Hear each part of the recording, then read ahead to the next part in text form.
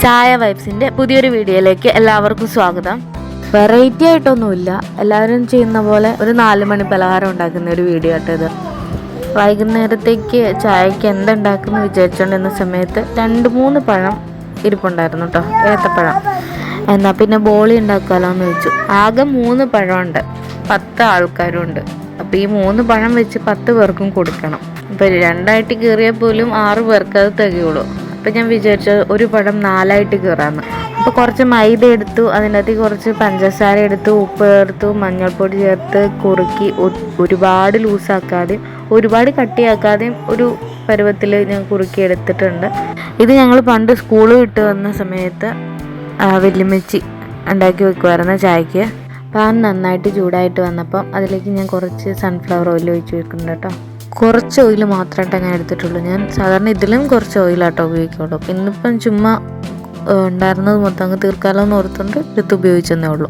ഇതുപോലെ കുക്കിംഗ് വീഡിയോസൊക്കെ ഇടണമെന്നുണ്ട്, പക്ഷേ എനിക്കതിനുള്ള സമയം കിട്ടാറില്ല.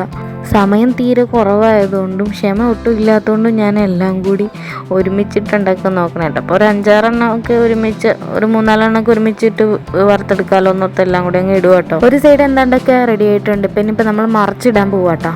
അപ്പോൾ എല്ലാം കൂടി ഒന്ന് മറിച്ചിടുക. പിള്ളേർ 2 പേരും ഓരോ സൈഡിൽ നിന്നും ബഹളം വെച്ച് തുടങ്ങി. അതുകൊണ്ട് കുറച്ച് ധൃതിയിലായിട്ട് ഉണ്ടാക്കിയതേ, അതുകൊണ്ട് എല്ലാം ക്ലാരിറ്റി ആയിട്ടൊന്നും കിട്ടിയിട്ടൊന്നുമില്ല.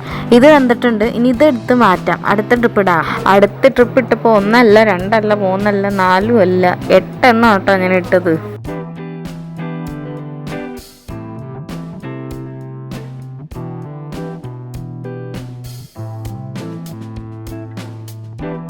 അപ്പോൾ അതും വെന്തിട്ടുണ്ട്. എന്നിട്ട് അതും കൂടി ഒന്ന് മറിച്ചിട്ട് കൊടുക്കും കേട്ടോ.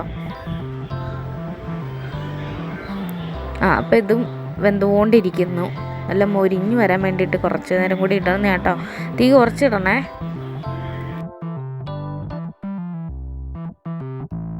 അപ്പോൾ 2 സൈഡ് നല്ലപോലെ മുരിഞ്ഞ് വന്നിട്ടുണ്ട് കേട്ടോ. ഇത് അതിൻ്റെ അടുത്ത ട്രിപ്പാണേ. നമ്മൾ അരിഞ്ഞ് വെച്ച പഴമെല്ലാം ഇപ്പോൾ വറുത്ത് തീർന്നിട്ടുണ്ട്. ഇനി ഉള്ളത് മറ്റേ മാവ് ബാക്കി വന്നതാണ് കേട്ടോ, ഇനി ബാക്കിയുള്ളത്. അപ്പോൾ അതും കൂടി ഒന്ന് വറുത്തെടുക്കാമെന്ന് വെച്ചു. അതും മൊരിച്ച നല്ല ടേസ്റ്റ് ഉണ്ട് കേട്ടോ. ഇനി ഒരു കൂട്ടം കാണിക്കാം. ആ 3 പഴത്തിൽ നിന്ന് ഇത്രയും അധികം ബോളി ഉണ്ടാക്കി എടുത്തിട്ടുണ്ട് കേട്ടോ. അപ്പോൾ ഒരാൾക്ക് കുറഞ്ഞു പോയെന്ന പരാതിയും വേണ്ട, കൂടുതൽ നമുക്ക് കൊടുക്കാൻ പറ്റിയില്ല എന്നുള്ള സങ്കടവും വേണ്ട. അപ്പോൾ എൻ്റെ ഈ ചെറിയ വീഡിയോ ഇഷ്ടപ്പെട്ട എല്ലാവരും ലൈക്ക് ചെയ്യണം, ഷെയർ ചെയ്യണം, സബ്സ്ക്രൈബ് ചെയ്യണം.